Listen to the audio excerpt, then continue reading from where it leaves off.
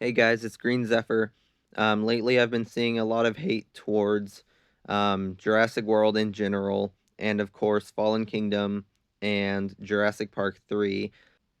Today, I thought I would rank all seven installments that are canon in Jurassic Park and Jurassic World and um, talk about why they're ranked the way they are. And of course, this is my personal opinion.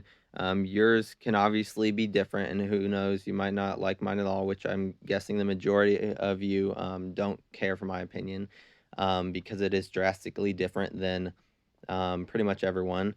But we'll get right into it. So, number 7, The Lost World Jurassic Park. So honestly, I have no problem with this movie. The reason that it is in last place, however, is just because I feel like all the others were better. But like, there's not really a reason I hate it. Some people think the writing wasn't too great. I think it was okay. Like I say, nothing wrong with it, and it was based off the book, so not too much to complain about, at least for me anyway. Number 6, Jurassic Park. Now, this one ranks higher than Jurassic Park 2 because it has, it is what started the franchise. It is the original, and that is why the majority of everyone sees this as the best out of all of them. Like Jurassic World supposedly can't do better than Jurassic Park. However, I strongly disagree. Yes, Jurassic Park was the classic and it started the whole thing, but that doesn't mean it's 100% better. The people who say Jurassic Park is better are the people who grew up watching it when they were kids. Just like this generation is more likely to like Jurassic World because they grew up with Jurassic World instead of Jurassic Park. But I mean, like I say, this was also a great movie. It just doesn't compare as highly to some of the others. Number 5, Jurassic Park 3. Now, this is the most hated of all the Jurassic Park movies. However, I like it the most, mostly because of the uniqueness of adding in Spinosaurus as the main villain dinosaur, which was a big first. They publicized the Spinosaurus and made it much more famously known than it was before. However, it was highly inaccurate, especially known to the 2020 Spinosaurus, which, of course, we all know the sail was slightly different, but the back legs were as short as the front legs, and the tail had a sail on it, and it had one sail on the head instead of two crests. It just had one in the middle. Um, and it was fully aquatic. Of course, it is claimed by the director at the time of the making of the movie that they didn't, they knew what they made to be accurate. So that's why they made it the way they did, because at the time that was what was accurately known about Spinosaurus. But I really did like the addition of Spinosaurus into the movie. It was a great movie villain. Um, it was really great. And then they had the Pteranodons as secondary villains, which they had a lot of screen time. That was pretty good. We got to see more of them in Jurassic World 1. But I just like the uniqueness of adding in Spinosaurus. That really puts that above the others because anybody can make a movie with a T Rex. There's countless movies with T Rex as the dinosaur in it. There's far less with Spinosaurus, and even less with humans and Spinosaurus. So this was like a really great um, diversion. Like this just took off and made it unique. And I would also like to point out, however, that the fight between T Rex and Spinosaurus, T Rex would have easily won that fight because, like I said earlier, Spinosaurus didn't even look like that. It wasn't adapted for fighting, it was fully aquatic and it would have eaten fish, some large fish, some small fish. But T Rex had a way stronger bite force. A single bite to the throat or neck would just snap it instantly, like a lion or leopard would snap the neck of their prey. T Rex was just way too powerful, too muscularly built, and no dinosaur compared to the T Rex. There was no dinosaur that would be strong enough to take down a T Rex scientifically. Spinosaurus was nowhere near the upper scale. There's actually a simulator for that scientists created for different dinosaurs battling each other. I'm sure you can find the video on YouTube. I can't remember what it was called, but they basically just loaded in what they knew about dinosaurs and had them programmed with AI to fight each other based on how dinosaurs would actually act, as far as we know. And almost every single time T-Rex versus Spinosaurus, the T-Rex won. It was a simple T-Rex just gets it by the neck and kills it instantly. Spinosaurus occasionally won, but it was a struggle to overcome the T-Rex. It was if the Spinosaurus was able to get a grip on the T-Rex's neck and hold on to it, but all the T-Rex had to do was shake loose and then clamp down on the Spinosaurus's neck, and Spinosaurus stood no chance. There was no comparison in power like that in the movie where Spinosaurus destroyed the T-Rex. That just wasn't even possible in real life. Number 4, Jurassic World Dominion.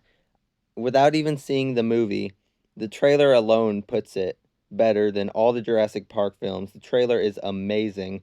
Baby Blue was just so cool. I was so like amazed and awestruck and happy to see that Blue had a cute little baby. Um, and then, of course, it introduced so many new dinosaurs and non-dinosaurs. It shows Quetzalcoatlus, which was amazing. Of course, the prologue showed it too.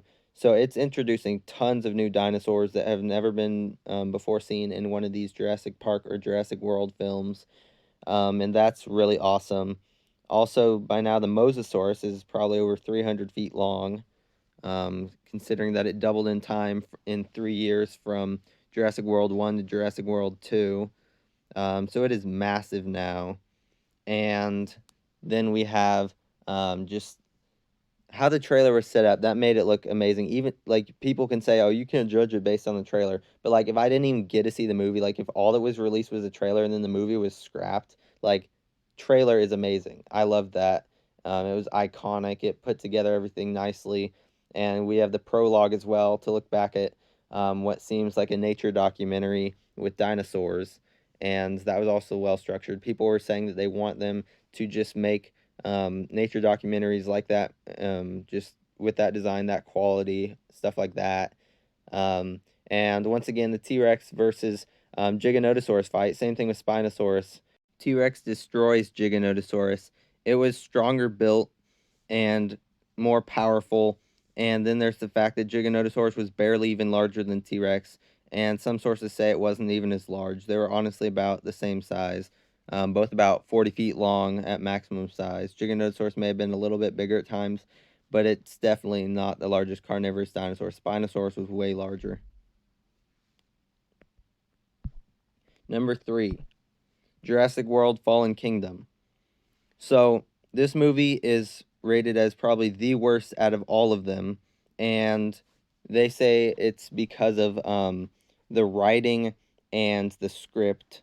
However, I had no problem with the writing. It was put together extremely well. My only problem with Fallen Kingdom, however, it was a really good movie, and I can't complain about it really.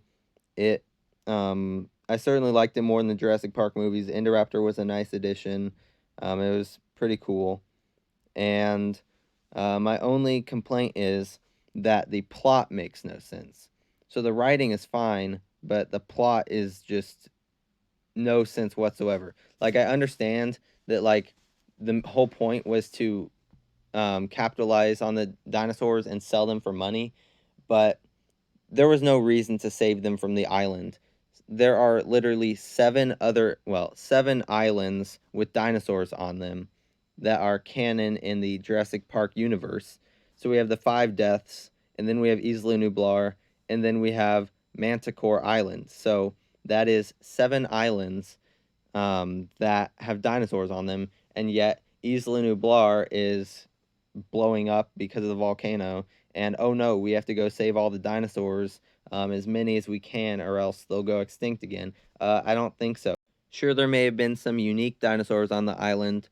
However, there were, like I say, 6 other islands that had dinosaurs on them that were perfectly fine and not in danger of dying off.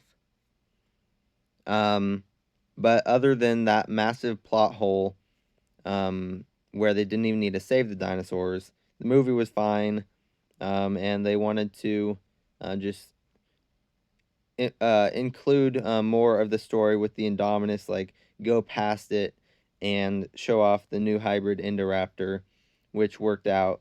And if you actually watch some of the videos of them, like how they made the Indoraptor, that was pretty awesome. Same with the other animatronics, but the whole arm scene in the cage, that's pretty cool how they did that. Anyway, number 2, Jurassic World Camp Cretaceous. Now, the only reason this isn't number 1 is because everybody, well, not everybody, a lot of people think that the show compares nowhere near as high as the movies. However, I really enjoy the show. It really adds a massive amount into the Jurassic Park slash Jurassic World universe. It added new hybrids like Scorpius Rex and the Spinosaurus and Sinoceratops hybrids from season 4. And so not only did it add new hybrids, but it added new um, research that they learned. So like being able to talk to dinosaurs, so like in a new way, whereas like Owen and Blue can communicate and understand each other. They also in Camp Cretaceous get technology where they can understand the dinosaurs and play sounds back to them, so they can understand each other, and the dinosaur can understand what the human is saying through the tablet, which is like extremely huge for like it's a huge breakthrough in this universe. So it's like critically important that they are able to. And of course, this isn't explored in the movies. And season 4 is just where it like put it over like this, put it over the edge of like this is like a really amazing show. Like this puts it higher than most of the movies. And honestly, I might have even liked it more in Jurassic World 1, just because it adds so much more to the overall scheme of things. And then, of course, they brought back Spinosaurus, which was also amazing. However, people were disappointed because it didn't get to do much. Well, of course it didn't, because when you have 6 main characters in a show where like they aren't gonna die. There's no way Spinosaurus gets to have any enjoyment. Like you don't get to see Spinosaurus killing anybody. It killed the saber-toothed tiger, but in a show where the 6 main characters are in no danger of dying at any point, even though, like plot armor anyway, they're in danger of dying, but like plot armor says they will not die, no matter what. So basically, of course, Spinosaurus isn't going to get to kill anybody in the show unless they happen to have other workers on the island that could have been killed, but they didn't do that. I guess they could have. But I thought it worked out fine. I just thought it was nice for them to bring back Spinosaurus after all these years. That was really awesome. Then, of course, we have Bumpy, which is basically Blue to Owen, just Bumpy to Ben. It's the exact same thing where they have a bond since birth, and um, I don't know, it's just an amazing thing how the dinosaurs can bond with people. And then there's the fact where people say that's unrealistic, like especially the whole Blue with Owen thing.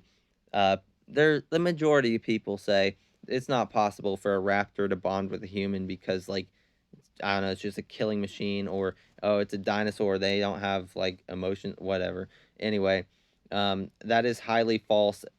Pretty much any animal is capable of bonding with a human, especially from birth.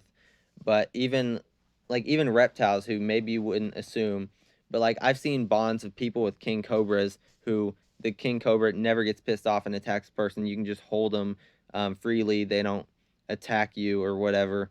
I've seen a black mamba as a pet that was totally fine being handled. Same thing. Inland taipans are slightly different. They are actually more shy, I guess. They aren't going to bite you like pretty much ever. The only people who have ever been bitten by inland taipans were people working in like milking the inland taipans for venom, and that's because the snake is literally getting his head pressed into a jar, and that's pissing it off so much that yeah, it's gonna bite. But other than that, they like, and they've never killed anyone either. Like world's deadliest snake, and yeah, it's never killed anyone. But then also other reptiles. So crocodiles can bond with humans. I've seen multiple videos. You can go out there and find them. There's like one dude who walks his crocodiles to the pool and swims with them at the local pool. There's another guy who rescued a crocodile that was shot in the eye by poachers, and even though it was fully grown, it bonded with him and never once tried to hurt him. And then also there was a guy who raised a crocodile, and then one day he was like so the crocodile's in a zoo. One day he was washing his hands off in the enclosure. Crocodile came up and bit him on the hand, and then it looked up at him and said, "Oh, it's you," and then let go. And the guy was like amazed by that because, um, I mean, maybe he wasn't shocked because like he raised a crocodile, but like that was like amazing. Like that crocodile recognized him, and it's like, oh, uh, it's you. I didn't mean to attack you. Sure, the guy probably had a broken arm, but crocodile just was using its instincts and attacked him. But once it realized it was him, it let go. So like, what is the problem with blue bonding with um, a human? Like, same thing with like all sorts of animals, even invertebrates. Like you can form a bond with an octopus, a bumblebee, all sorts of things. So I don't see what the problem is with a velociraptor. Like, why is that so unrealistic? But other animals are fine. It just doesn't make sense. And number one, Jurassic World. So this movie introduced a lot of cool dinosaurs, and of course the Mosasaurus, which was not a dinosaur. However, the Mosasaurus was like it was an extremely cool addition. So in the first movie, it was like 123 feet or something like that. Extremely massive. Already the biggest animal on the planet. Probably weighed about as much as a blue whale. Probably less, honestly, just because blue whales are built different. Um, but and then by the time of the second movie, it's 250 feet, and by the third, it's probably over 300. Like it literally has no predators, and it's been eating whatever the heck it wants. It can kill literally anything in the ocean. Nothing stands a chance against the Mosasaurus. It will grow uncontrollably until it is contained once again, and it probably never will be. Um, and then we have the Dimorphodons and the Pteranodons. So the Dimorphodons are new, and those were actually really cool. I bet a lot of people didn't even know what a Dimorphodon was until the movie came out. I thought it was cool to see him in the on the big screen because I read tons of dinosaur books when I was little, and Dimorphodons were in there with the pterosaurs, and I thought they were pretty cool looking. So it was pretty cool to see them like actually in a movie, and so that's pretty interesting. And of course, they returned in Camp Cretaceous. Uh, and then we have the Indominus Rex, which is, in my opinion, the greatest of all the movie villains of Jurassic Park and Jurassic World. It is a monstrous creature taking machine gun fire out of a helicopter, being hit with a rocket launcher. It's pretty much indestructible. Even in the end, it had pieces of metal sticking out of its back because the T Rex slammed it into buildings, and it just was not dying. And it was so intelligent. It could possibly be as intelligent as a human. Like it ripped out its tracking device and clawed up the wall in its enclosure, and even knew that they were going to open the big door, so it waited until they were running through to burst out, which was incredibly smart. It marked the far wall, so they would be forced to run um, out the big door, and so that was also just really sure sign of its intelligence. However, you would think it would be able to, uh, so it flips the one car in the beginning and eats the guy. Why wouldn't it flip the other car if it suspected there's a human under there? Even if it couldn't smell Owen, it could still flip the car to make sure. However, then later in the movie, it sniffs and then pulls its head back when they're in the garage, and then Owen thinks, oh, it's not it didn't see us or whatever, it didn't smell us.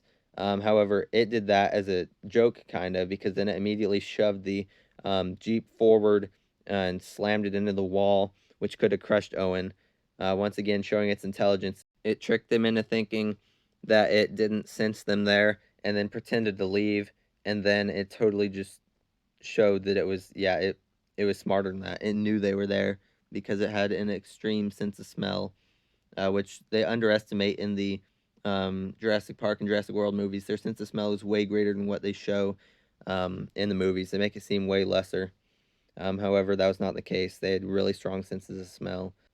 And then we have the final scene with the Mosasaurus versus the Indominus Rex.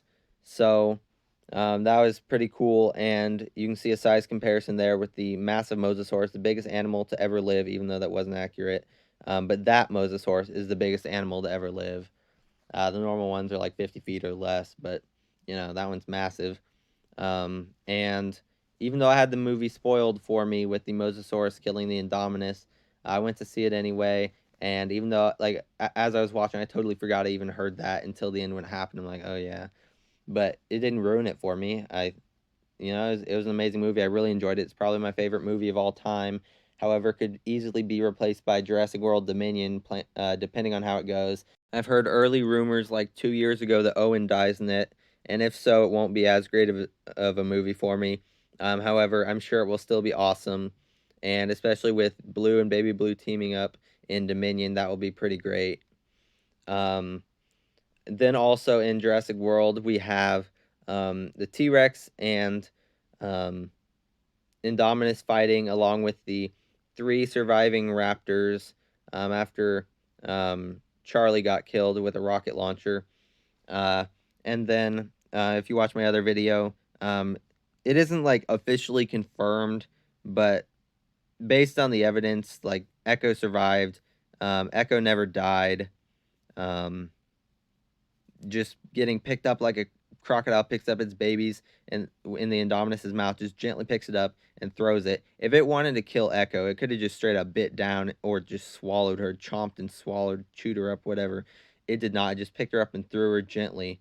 I mean, not too gently, but like it was not like a death bite. It was like a crocodile picking up its babies and then it threw her. And also, Blue was literally smacked into a wall at full force, and you'd think that would have broken all of her bones, but no, she's perfectly fine. Gets back up and fights. Delta, of course, was barbecued, so no chance there with survival, um, unless somehow she like fell back behind there. But you could see the fire burn stuff up, so most likely Delta died. And it would have been great to see Echo return in Camp Cretaceous, or even maybe the next movie or something after that. Um, and it's been confirmed by Colin Trevorrow that Bumpy will return in an upcoming Jurassic World movie. So it could be Dominion where we will see Bumpy again.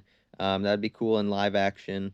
Or it could be a future movie after this. And I know some people are going to say, um, that there are going to be no movies after this, but it's like they say it's the end of the trilogy. It's not the end of the series, like, or technically. So there's the three Jurassic Parks, three Jurassic Worlds, and then after Dominion, the Jurassic World series is over, and then after that comes a new era of like who knows what, Jurassic Universe, etc., something like that. Or it doesn't even have to be called Jurassic something. It could be Triassic something, Cretaceous something, whatever, like Triassic Park, something like that, or Cretaceous Park or Cretaceous World, something like that. Um, and and yeah, that's pretty much it for the video. That's how I would rank them in my opinion. Of course, you guys are entitled to your own opinions. You can rank them however you want. Obviously, there's going to be very few people that agree with me completely, especially with the Camp Cretaceous ranking. Um, but personally, I liked all the Jurassic Worlds better than the Jurassic Parks. And like I said, Spinosaurus in Jurassic Park 3, that was my favorite movie because of the Spinosaurus.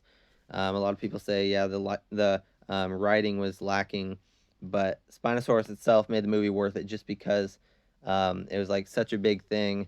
That, like so far, just T Rexes have been like the big dinosaur shown in movies, and then of course Spinosaurus was added in, and then in 2015 we had the Indominus Rex, which was another great addition, and that is the one dinosaur that's capable of killing a T Rex. Um, the one true dinosaur. There were very few other creatures that probably could have if they existed at the same time. Um, Possibly a Sarcosuchus would be able to take down or Sarcosuchus or Dinosuchus would possibly be able to take down a smaller T Rex, but not a full grown one. Um, it's like if you've ever seen like that one photo of a crocodile that's like a Nile crocodile biting on the trunk of an elephant, like it stands no chance. Elephant could literally just toss that thing through the air and go flying. But something similar to that. Anyway, that's it for the video, guys. I hope you enjoyed. Thanks for watching, and I will see you next time.